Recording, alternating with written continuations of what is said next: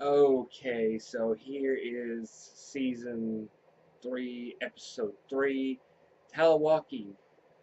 Did Madison and her group finally get over the tragic loss of Travis? Are they fitting in? What is TEOTWAWKI? Find out on this. And by the way, major spoilers. So if you have not watched the episode, just go watch the episode first and then come back to me. Oh my God, what a mind-blowing episode. And really, honestly, the mind-blowing part didn't come into the last of the episode. Wow. Okay, so let's get started. The title of the episode is called TEOTWAWKI, something like that. What does that mean? It is an acronym. It means the world, the end of the world as we know it. And we find this out in Jeremiah's little survival videos. Apparently, back before the major apocalypse, he was a doomsday prepper. He got himself all nice and snug and prepared for a post-apocalyptic day, but not only did he do that, he made a franchise out of it. He sold buckets of survival stuff. Well, cliche, but hey, he paid for a ranch, didn't it? So in this video, he basically paints himself out to be the nice, loving, caring man and beautiful family. Okay. So we watched this at the beginning of the episode. Get sort of a lowdown on Jeremiah and his crew. See the little boys as they were young, Jacob and Troy before he became a sociopath. And the mysterious wife of his that we knew nothing about until later on in the episode. So the episode starts off, you're at a funeral for Charlene, the girl that died in the previous episode. Well, of course, Maddie has to stand up and make this big speech. Well, we kind of get called out on it by Troy later on that it was basically, hey, look at me, guys. We're suffering too. Please, don't exile us. Please, accept us, even though we are complete and total strangers in this zombie apocalypse. In which case in point, you get two extremes. You get the people that treat Madison and her group like they're part of the community, and you've got others that want to treat them like they're freeloaders and possible threats to society. Fair point. We don't know you, you're not welcome, which is a general basic reaction of the human condition. But Madison's whole diabolical plot of trying to get the group to accept her, it's gone off to a rocky start. So, in this, for instance, you see people wanting to invite Kindo, Alicia to a Bible study. You're thinking, oh, could this possibly be religious fanatics? Could the youth be ready to change everybody to their will? Throws up a lot of red flags first this episode, so you're thinking, oh god, what could possibly be so crazy about this group? And then you see, oh, Nicky Boy soothing his very lovely lady Lucy while she is still handcuffed to the hospital bed. I don't think she's going to put up much of a fight, folks, but, you can't apparently be too cautious. So, find out Lucy's not too thrilled about being in the group. Can't say that I blame her. I mean, something about people on a ranch that, yeah, can we please get out of here? I do not blame Lucy's reaction for that. I do not whatsoever. I probably wouldn't be feeling too safe in a ranch full of people that apparently was preparing this before this even happened. So, eh. But as this is all going on, Madison decides she's going to go back to their place and chill. Well, Troy happens to be there. And Troy's being up to his old tricks again, apparently, because now he's talking to Madison about how Nick doesn't belong. Okay, Mr. Sociopath, you were the one that was committing experiments on people for science, like you were some mad scientist. Give me a break. Ain't nothing in that notebook gonna save the world, and you are not gonna be some scientist to save people. And Madison apparently wasn't too thrilled about it. And what is his crush on Madison? Which, don't get me wrong, Madison's a very beautiful woman, but Troy's kind of got that whole creepy stalkerish vibe going. I mean, sure she's a MILF, but honestly, dude, hit the brakes a little bit. You send off sort of a creepy vibe.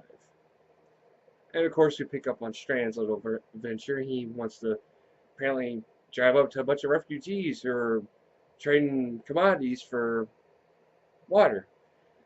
Which water, I guess, as Strand puts it, is a common currency nowadays, and which I would think, shelter and ammunition be strong soon too. But hey, who says that you can't at least prepare for a rainy day? Or maybe a rainy day would help in this situation. I don't know. So he comes across a gent who was not too keen about letting him pass the front gate.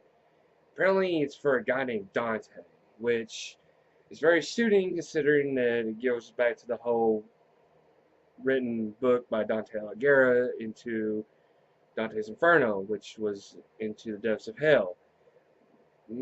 Possible foreshadowing?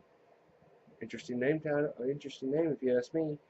After all, Dante is sort of the pilgrim who explored the depths of hell, along with paradise and purgatory, but that's beside the point. The point being this is that if you got a guy named Dante and you're wanting to make deals with him, kind of seems to me like you're making deals with the devil. But that's just one man's opinion. So, go back to our little group. Apparently they're all having a nice little powwow, and they're questioning Madison and her whole philosophy about wanting to fit in. And Madison's pretty stern about this. She's wanting them to fit in. She's wanting them to be part of the group. She's wanting to play the system and try to get everyone to fit along. And Nick and Alicia are not too keen about this. Which begs the question at this point, is Madison handling herself okay? Is she still together, or is she starting to fall apart at the seams? And you think that's probably the case in this episode, but as the episode goes on, you have Madison who goes and talks to Jeremiah. Well, Jeremiah tells her, well, if you want anybody to say anything to anybody, I'm going to give you the proper tools you need to go along with this little journey of ours. So he has Jacob send her to go watch videotapes. Great, study time. So Madison can learn about the group, learn about Jeremiah and his glorious plan to survive the apocalypse. A lot of character development in this episode. Not a lot of zombie killing, not a lot of interesting stuff goes on at first. So you have a little bit of bickering between, or not bickering, but you have a little bit of conversations between the siblings. You have Alicia and Nick that are sort of, talking amongst each other about, should we try this? Should we try to fit in? What's Mom's game plan? I don't like it here. Do you like it here? No, not really. And then, of course, you have Jacob and Troy, and apparently Jacob's trying to keep Troy from being the little sociopath that he is. Good luck with that, Jacob, because I don't really see Troy turning out to be the same one. In fact, it wouldn't surprise me if you end up getting a knife to the back. So, after the commercial break and after all the nice little conversations, we go to what we think is Bible study with Alicia. Dark cellar. Interesting place to have a Bible study. Have a seat. Okay. Grabs a drink and lights the bong. Who saw that coming? I didn't. I thought religious fanatics. I thought they were going to take Alicia down in the basement and torture her for some sick little game, like they were Troy's little legions of followers. Nah, just a bunch of kids sitting around smoking out of a pipe and talking to a severed head named Jeff. A little weird, but hey. At least she seems to fit in just fine. So hey, there's one person out of the group that's starting to fit in, and all it takes is for her just to get high and drunk with her buddies. Okay, teen angst for the win. So then you have Madison come across this little tapes, and apparently Jeremiah is not the saint that he paints himself out to be. And apparently we learn a little bit about why Troy is so messed up. Apparently Jeremiah was a bit of an verbally abusive husband, while his mom was a bit of an alcoholic. And when amongst their fighting, poor little Troy was all scared. Jacob had to come and comfort him. So we're kind of seeing a little bit of the development between these characters. Jacob was always the protector of Troy, and Troy was always subjected to little fights and bickering between his mommy and daddy. So, okay, I'll give Troy a little bit of credit on that one. Not everybody can deal with a busted up family. So then, after all this, you go back to the Bible study, and apparently they're talking to the severed head like it's some kind of mystic little trinket. Like it's an imaginary friend. What's that, Jeff? What's that? Oh, he wants to know how you made it this far. Maybe I'll see some potential dangers and the possibility of can these kids really make it if a zombie actually comes in there? Or are they going to try to tame it and make it their pet? Maybe they could put a chain around its neck and lead it around on a leash. Hey! Where does that idea come from before? Anyway, so after the Bible study, you get a nice little conversation in the midst between Dante and Strand. You find out these two go way back. Apparently they done some shady business back in the day. And Strand's former lover, Dante, and Strand himself apparently had a little mix and mingle. So you're thinking, oh, okay, lifetime buddies. Maybe Strand's found a place where he can, settle down and have a nice little fit in. Oh, no, wait, we're going to tangle you off the edge of a rail and threaten you if you try to steal from us. Well, apparently Strand is not trusted by Dante, and Dante's willing to kill Strand. So there goes Strand's little idea of finding him a nice little cushy place to live. So after that, you go on a nice little hunting trip between Nick and Troy. Well, apparently Madison's a little worried about the whole concept of Nick and Troy going out on a hunt. I was too at first until I saw what had happened. Apparently, Nick wanted to mess with Troy. So when Troy's following him in the dark, he does sort of a ninja type ambush, pins him on the ground, and puts a gun to his head. And I'm thinking, I expected Troy to die, but man, it's a little too soon, Nick. It's a little too soon. Fires off a shot, and they're thinking, oh, crap, killed Troy. And Troy was begging for it, which was weird. But then you find out Nick missed him. Grabs his notebook that he was begging Nick to write down in and tears it up. And they get into a nice little wrestling match on the ground, like they're old buddies back in the day. And Troy says, I think we could be friends. Okay. So that's two people in the group that have found a place to fit in. And apparently, Nick and Troy now being friends after they just try to kill each other in previous episodes. What? Okay. No, I'm not gonna lie, that's a little confusing, but hey, as part of story development, who am I to criticize? And then after that, you get Jeremiah and Maddie started talking, and apparently Jeremiah owns up to the sins of his past, and that's why he's so tolerable for Troy. He feels that he may have inflicted some damage on the boy. Who's to say that's not the case? Who's to say? But then you find out he really put a lot of investment. He even made sort of like a nice little hidey place where he has all the commodities and stuff for a rainy day. Where's this guy live? During the zombie apocalypse, I want to sit up with him.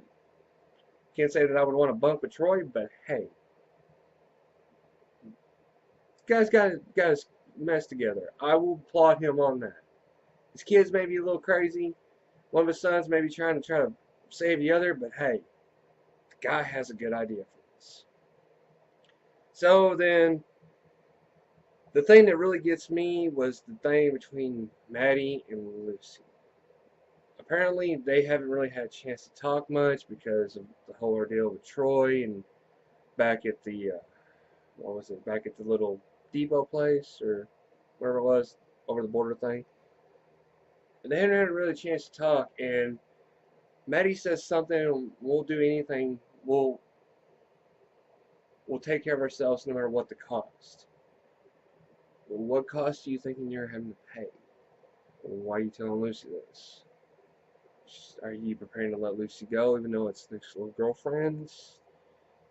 That I'm curious about what that's going to develop into the future, which is nice to see Lucy is making a full recovery. I mean, after all, she did really get close to Nick in the past season, and hey, bonding, everybody needs a loved one. Hey, go Lucy. So,